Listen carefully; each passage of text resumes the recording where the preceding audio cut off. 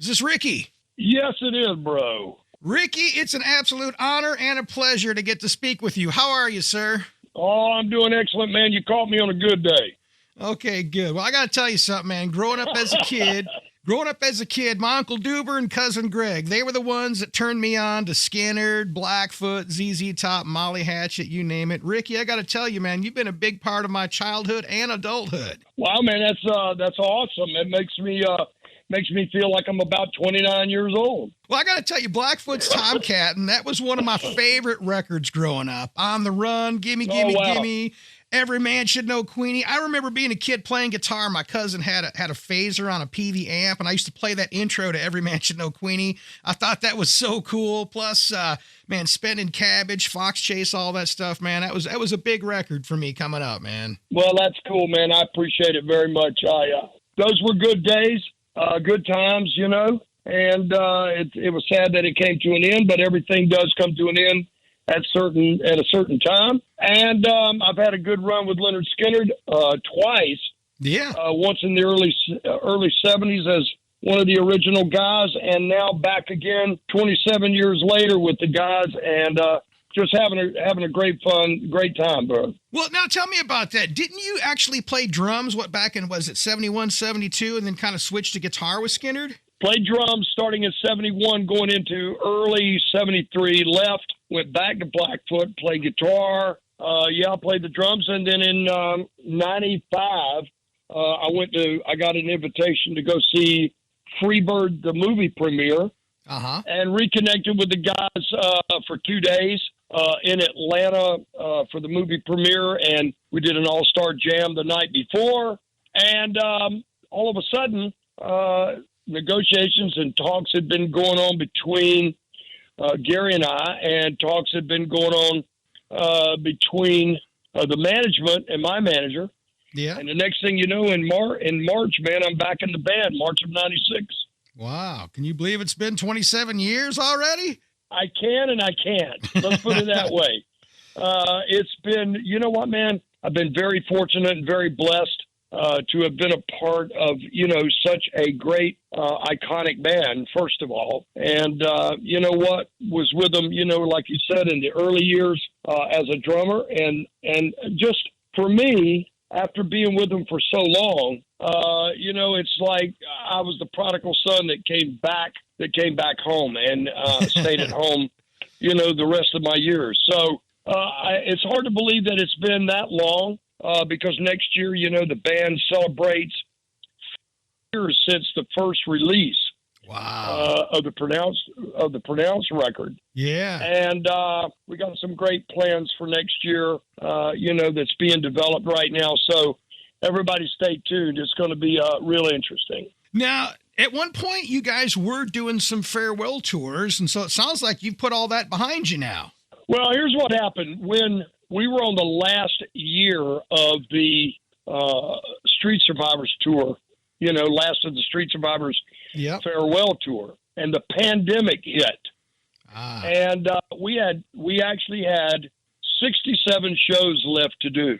The pandemic happened, and all of a sudden, we were left. We did the first 2 out of 67, and we had 65 shows left. And when it was all said and done, we were all just kind of sitting around wondering if there would ever even be music again. We didn't know what was going on, Yeah. We didn't know if the band was ever going to be able to go out and finish what it started.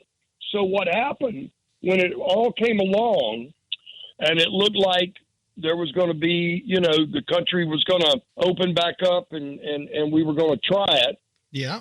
We went back out in June of 2021, did a festival, and then 27 shows after that followed. And what we really felt is that we left everything undone. There was no closure.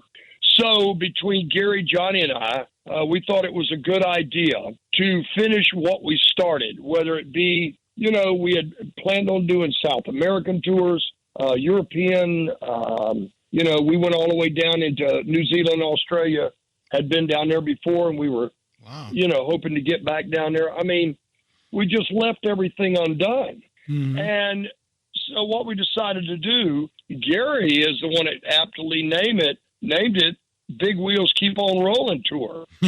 And so we started it, in 21. Now it's 22, and we'll see exactly, how much longer we're going to take it. We got a big year planned for next year for the 50th anniversary. And then after that, we'll have to wait and see. When you're on stage performing these legendary Skynyrd tracks, do you really feel that impact that music had on those fans when they're looking back at you? Because you guys are like the soundtrack to people's lives. Well, I mean, think about it. You've got really iconic tunes that are going to be here way after I'm gone. And that's what the key secret to this band is all that great material. We're 4 generations deep into fans. We're seeing everybody from 8 to 80 at our shows now. That's awesome. It's awesome, man. The other night we were in Billings, Montana.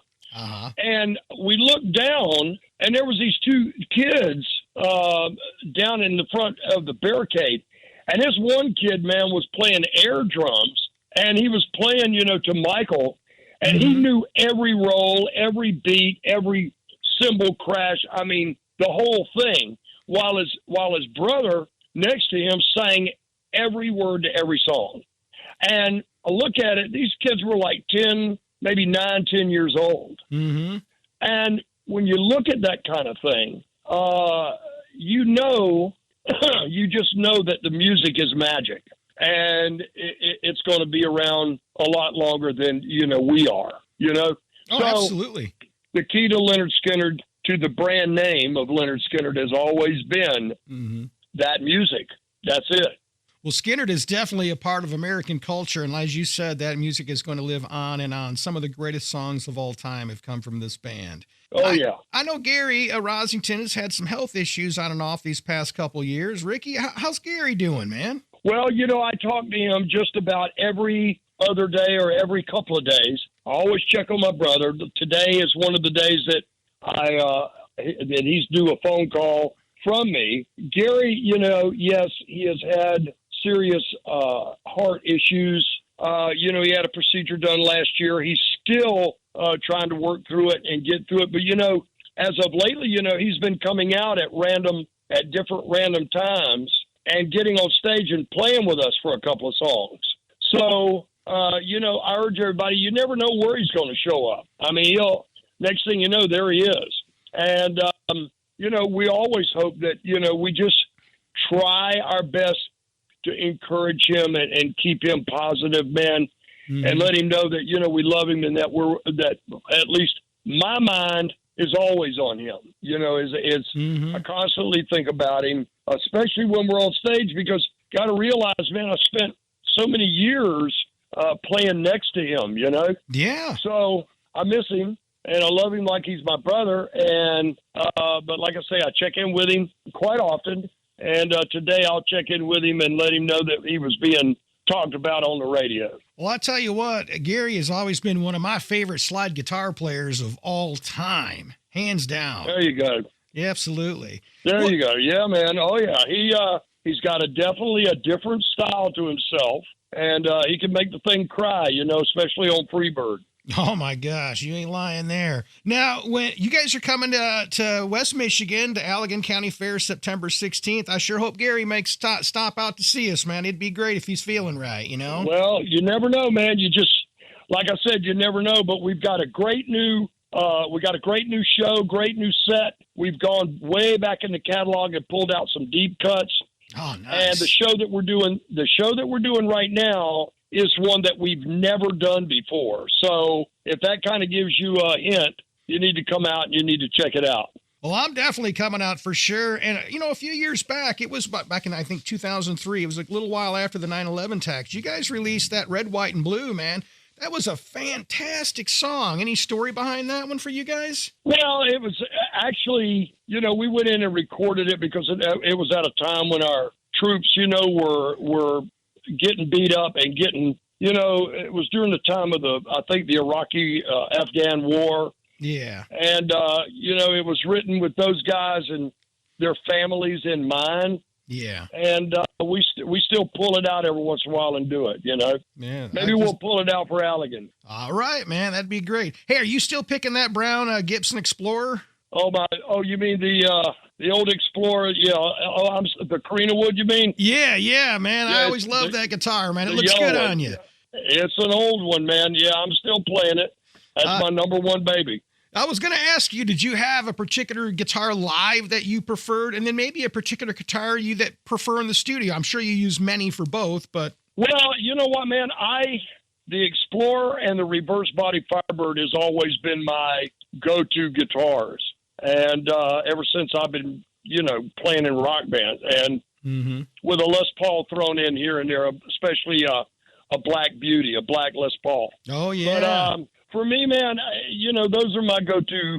Those are my go-to axes, and I love them. I love the way, and I'm a purist. I don't use any pedals. I go from guitar to amp, and all I do is rhythms on 5, leads on 10. That's the way I play it. Well, I'm with you on that, man. I'm still playing through a tube head. I don't have none of that other stuff either, man. Just guitar, amp, and me. That's the way to do it, brother. Well, Ricky, I tell you what, man, it's been outstanding talking with you. And I know you guys are coming to the Allegan County Fair September 16th, man. I'm looking forward to seeing this new show and hopefully many more to come. Man. Yes, sir, man. We'll be there, man. And I urge everybody, come on out and check it out, man. I think they'll really, really enjoy this one.